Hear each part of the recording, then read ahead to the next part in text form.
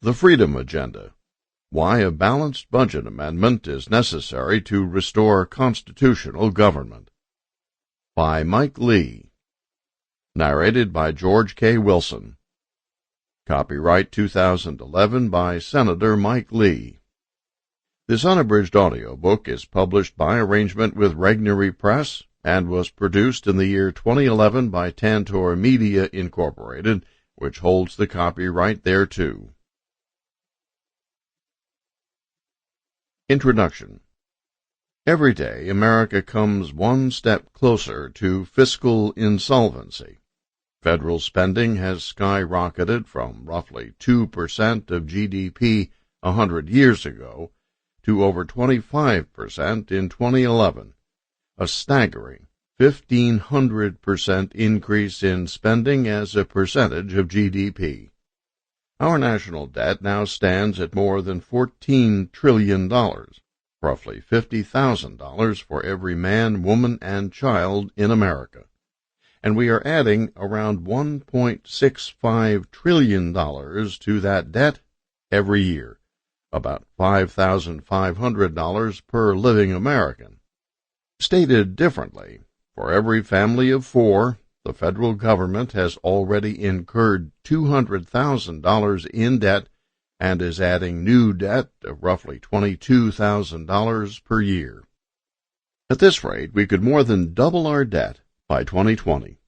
Our annual interest payments alone could then reach nearly $1 trillion, more than we currently spend on national defense, Social Security, and Medicare and Medicaid combined. Meanwhile, our entitlement liabilities will be expanding so fast that mandatory spending, defined as entitlement spending and interest on national debt combined, will likely match or exceed our entire annual budget. Our economy cannot survive this ruinous level of debt, but the federal government is incapable of pulling us back from the brink of a fiscal Armageddon. In its spending mania, it has run roughshod over the careful constitutional checks and balances our founders designed to prevent the emergence of the exact kind of overly powerful spendthrift government we have today.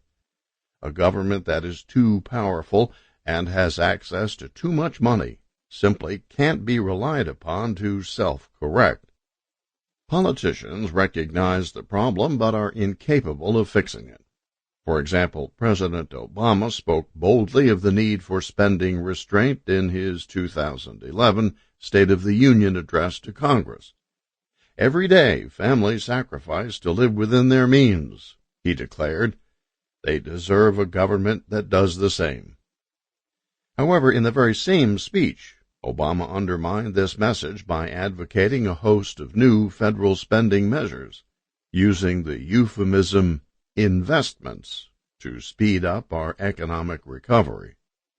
This was the same argument the president used to justify his exorbitant $800 billion stimulus program. Although that spending binge failed to improve the economy, with unemployment rising from 7.6% when the stimulus passed to roughly 9% today, it looks like Obama's prescription is more of the same.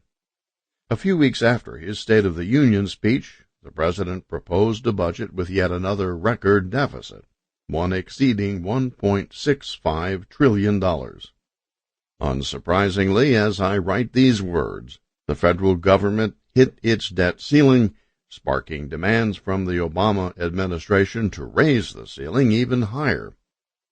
Congress has proven no more responsible than President Obama. For decades, members of Congress have resorted to perpetual deficit spending to keep and expand all the government programs demanded by their influential supporters and other special interests. Due to all this unsustainable spending, eventually the federal government will be forced to either increase taxes or inflate the currency to stave off fiscal insolvency. Either of those moves, which are only short-term fixes anyway, will severely degrade the liberty and prosperity of the taxpayers. Even if Congress and the President somehow agreed on a balanced budget, it would undoubtedly prove to be another short-term fix. History shows there is nothing more impermanent than a balanced budget. For example, look at New Jersey. After taking office in 2010, Governor Chris Christie erased an estimated $11 billion budget deficit almost entirely through spending cuts. Thanks to Christie's policies, by May 2011, New Jersey's economy was turning around, and the state treasurer projected the Garden State would rake in $500 million in extra tax revenue. And what was the reaction of the Democrat-controlled New Jersey legislature? Did its members hail Christie for his fiscal rectitude? Of course not. In fact, they cited the unexpected tax windfall as proof that the state didn't need austerity. The governor has balanced his budgets on the backs of the middle class. Now this gives us an opportunity to undo that, said State Senator Paul Sarlo. Assembly Budget Committee Chairman Lou Greenwald, seemingly rendered incoherent by his dismay at a balanced budget, insisted the extra tax money should be used to restore some of the pain caused by Christie's spending cuts. Eventually, the decision on how to use the extra tax revenue was largely taken out of Christie's hands. The New Jersey Supreme Court, apparently agreeing there was no need for austerity, ordered Christie to increase education funding by $500 million, the same amount as the estimated tax windfall. The trend is the same on the federal level. Congress balanced the budget in the late 1990s, but look where we are now. Far from permanently enshrining responsible spending policies, a balanced budget more often ushers in a new spending spree, as politicians feel absolutely obligated to spend themselves back into deficits. With our government incapable of staving off our looming fiscal doomsday, we have reached the point where we need to adopt a far-reaching structural reform that will provide not a short-term fix, but a long-term solution to the kind of reckless overspending and expansion of federal power that now threaten our republic. While statutory reforms will prove both helpful and necessary, we need something stronger, a permanent mechanism that restricts Congress's spending authority. This book argues that a balanced budget amendment is the solution for extricating America from our fiscal crisis and for limiting the size and scope of government. Conservatives sometimes argue that passing such an amendment, though desirable, is politically impossible. I used to think so myself, and in fact I thought the entire idea of emphasizing constitutional issues to be a losing political platform, until I got elected to the U.S. Senate on just such a platform. Here's how my campaign unfolded. In early 2009, I found myself wondering what would become of the Republican Party and of the conservative cause in general. America had just elected a liberal Democrat to the White House and had increased the Democrats' majorities in both houses of Congress. The Democrats' agenda was clear: more government spending, bigger and more intrusive government, socialized medicine, rising deficits, and a ballooning national debt. Like many Republicans, I blame my own party for much of this disaster. Our national debt had increased more during the 12-year period in which the GOP controlled Congress, including a 6-year stretch in which Republicans also controlled the White House, than it had in any comparable period in history. Despite their small government rhetoric, congressional Republicans during that time had expanded the size, reach, and cost of the federal government and had even nudged America toward nationalized health care, often breaching the constitutional limits on their authority in the process. With this sorry record, Republicans got crushed at the polls in 2008 because they failed to provide a real alternative to the Democratic agenda. In February 2009, I was explaining my frustrations to my friend Monty Bateman, a Utah conservative activist. I told him that the antidote to the perpetual expansion and mission creep of the federal government is found in the enumerated powers doctrine. That is, the notion that the Constitution gives the federal government only limited, enumerated powers, while reserving all other powers to the states. This doctrine, I argued, could serve as the basis for a new limited government political movement, one focusing on the Constitution's bedrock, party-neutral principles of federalism. Still, I told Monty that I doubted any candidate could get elected on such a platform. I thought voters would be bored by talk about things like Article 1, Section 8, the part of the Constitution that lists nearly every power possessed by Congress, the 10th Amendment, explaining that powers not granted to Congress in the Constitution are reserved to the states, textualism, a strict literal reading of the Constitution, and originalism, a reading that focuses on the founding generation's understanding of each word and phrase at the time it was added to the Constitution. I was familiar with these topics because my father, the late Rex E. Lee, a professor of constitutional law who served as the U.S. Solicitor General during the Reagan administration, talked about them with me, my brother, and my 5 sisters around the dinner table. I may have been 30 before I realized that not every family discusses the Constitution's presentment clause over mashed potatoes, but I eventually learned through trial and error, mostly error, that people rarely find that document as interesting as I do.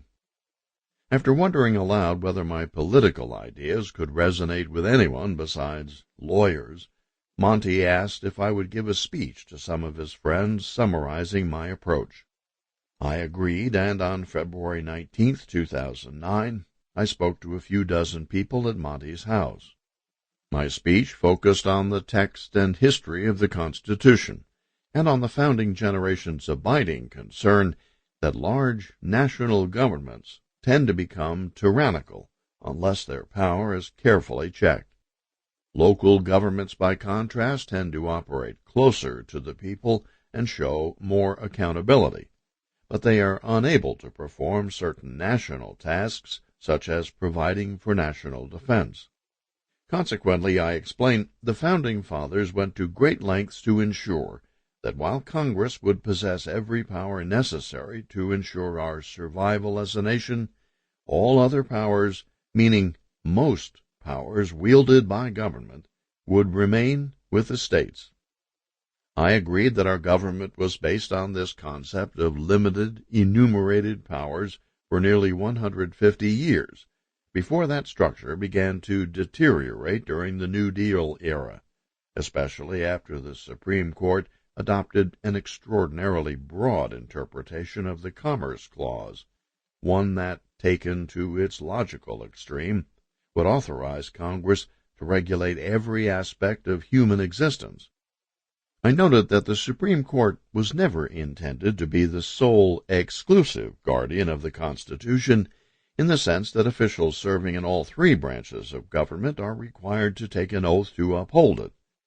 That requirement, in my view, compels members of Congress to exercise self-restraint in recognition of their limited, enumerated powers.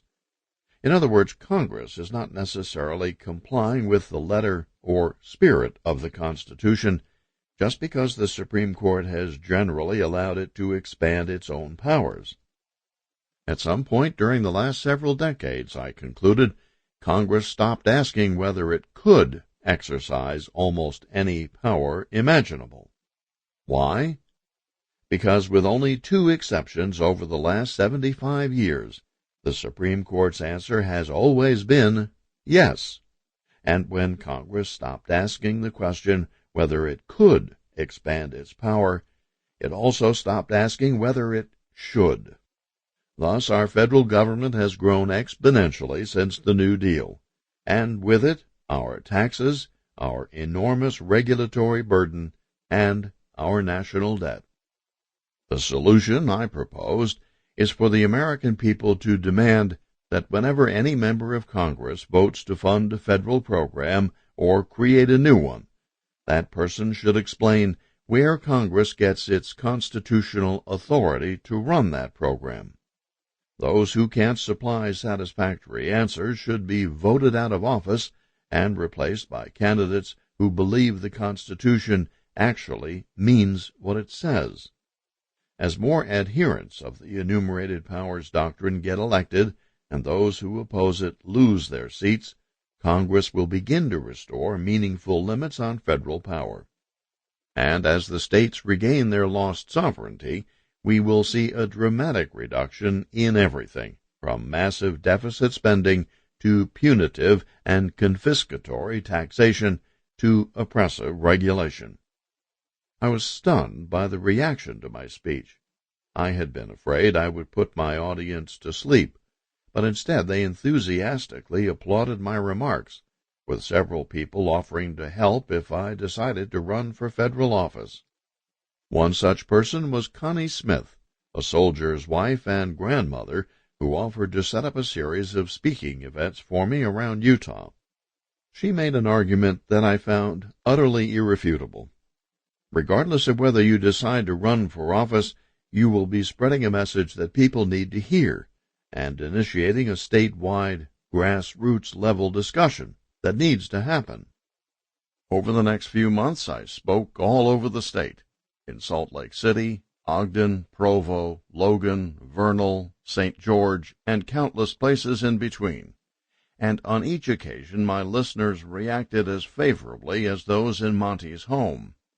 Addressing growing audiences in public libraries, high school gymnasiums, and private residences, I was shocked that so many people in so many communities would show up on a perfectly good Thursday, Friday, or Saturday night just to hear someone talk about the Constitution. At the end of each event, people approached me and asked how they could get involved in promoting the ideas I was championing. By late summer, my speaking events had developed something of an independent following. State legislators and other civic leaders across Utah began offering to organize, publicize, and host my speeches in their own communities. Although the mainstream news media rarely covered my speeches, they drew the attention of bloggers and other elements of the new media. As our nascent, limited government movement gathered supporters and volunteers, we decided to form an organization to serve as a vehicle for the message of constitutionally limited government.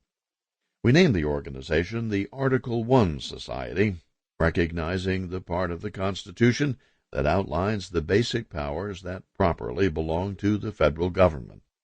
By November 2009, the Article I Society had signed up hundreds of volunteers from nearly every part of the state. Most of the Society's volunteers, I suspect, were Tea Partiers who already saw that the 2010 election could be a watershed event in American history. Finally, on January 5, 2010, I announced my candidacy for the U.S. Senate. Throughout my campaign, my ideas drew an enthusiastic response from everyday people who understood that our federal government, having shaken off all constitutional restraint, has amassed an unsustainable debt that threatens every man, woman, and child in this country. My message resonated far more thoroughly and effectively than I ever imagined it would. It proved what so many had doubted, that a platform focused on constitutionally limited government can win. Crucially, during my campaign, I frequently championed a balanced budget amendment. It seemed many voters hadn't given the issue much thought, so I explained why this single reform is the linchpin both for restoring constitutional limits on federal power and for resolving our fiscal crisis. Once the issue was framed in this way, I found my listeners overwhelmingly supported the idea. I quickly concluded that a balanced budget amendment is indeed possible, and that the biggest obstacle to adopting it is the simple perception that it can't be done.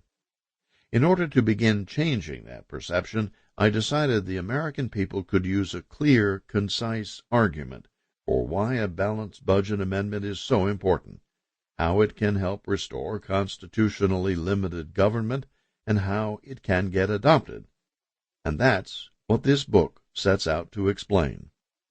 Part 1 of the Freedom Agenda outlines the enumerated powers doctrine, the notion that the Constitution created a federal government authorized to wield only limited enumerated powers.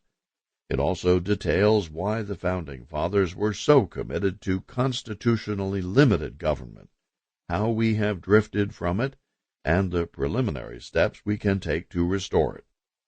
Part 2 argues that the only reliable way to permanently balance the budget is by adopting a balanced budget amendment, and explains how balancing the budget will help to restore constitutionally limited government.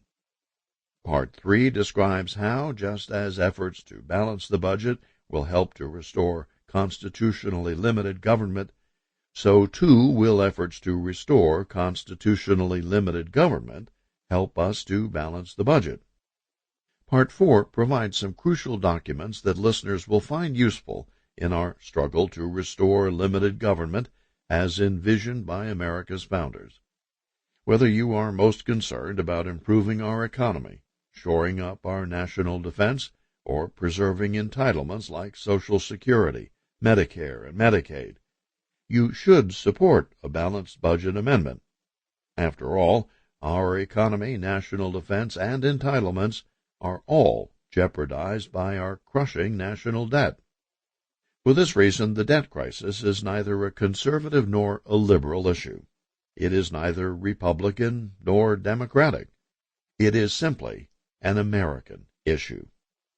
Saddling our children and grandchildren with this debt is unconscionable. But it would be foolish to think our overspending will only affect future generations.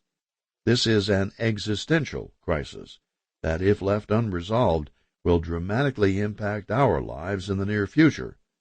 We can still fix the problem, but the clock is ticking. The time to act is now, for our children's sake as well as our own. Part 1. The Case for Constitutionally Limited Government. Chapter 1. Liberty and Government Action, a Zero-Sum Game. Like good neighbors, good governments know and respect boundaries. Similarly, bad governments, like bad neighbors, fail to recognize any meaningful difference between their own business and the business of others. But unlike bad neighbors, bad governments have certain tools that, if abused, can destroy not just the tranquility of a neighborhood, but the freedom, prosperity, and survival of an entire nation. Government should therefore be subject to defined boundaries that, like a fence that defines the boundaries between two neighboring landowners, mark the limits of their power. America's founding fathers understood this principle, having suffered the abuses of a London-based government that had access to vast, seemingly limitless resources, and recognized no real limits on its power. Accordingly, the founders carefully crafted the fundamental document of our republic, the U.S. Constitution, to limit the role of the federal government to a few limited or enumerated powers needed to fulfill national responsibilities. These powers included regulating commerce between the states and with foreign nations, establishing an army and a navy, and otherwise providing for national defense, declaring war, establishing a uniform system of weights and measures, and protecting intellectual property. Crucially, the founders specified that powers not granted to the federal government would be reserved to the states. We have drifted far from that understanding in recent decades, largely because the Supreme Court rarely enforces limits on Congress's authority. Congress has interpreted the court's inaction as a constitutional green light for constantly expanding its own power. Thus, members of Congress routinely assume that any and every problem can and should be addressed at the national level, regardless of any constitutional restraints. When members of Congress are occasionally forced to cite their authority for adopting some measure, they typically cite Supreme Court precedents that imply Congress is empowered to regulate nearly every aspect of human existence. Today, the fight for a balanced budget amendment is part of a larger battle to restore constitutionally limited government, a system in which, as James Madison explained in Federalist No. 45, the powers of the federal government are few and defined, while those reserved to the states are numerous and indefinite. This governing structure is rooted in the ancient unassailable notion that liberty is preferable to tyranny. The founding generation understood that the former is more likely to exist and to give rise to its principal byproduct, prosperity, where the power of government is limited. It is up to our generation to restore the founders' vision. To understand why the founding generation insisted so adamantly on constitutionally limited government, we must first understand the delicate relationship between liberty and government action. Liberty is the ability of each individual to live, act, and enjoy his own property without external coercion, interference, or control. In other words, it is the capacity to live and act affirmatively rather than being acted upon. Liberty is a gift from God.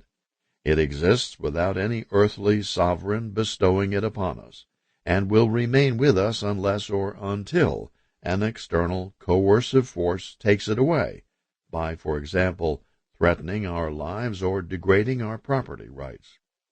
The purpose of government is to constrain human behavior through coercion. Therefore, when government acts, it does so at the expense of individual liberty.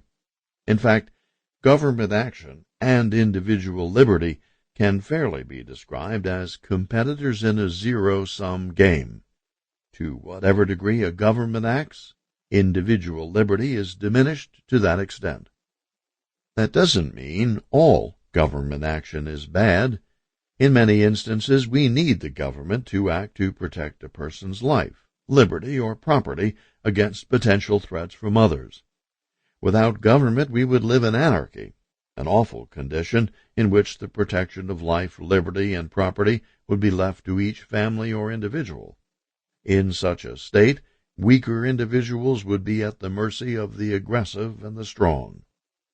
Accordingly, there are instances when we must sacrifice a degree of individual liberty in order to authorize government action that, on balance, tends to enhance each individual's personal security, liberty, and property interests.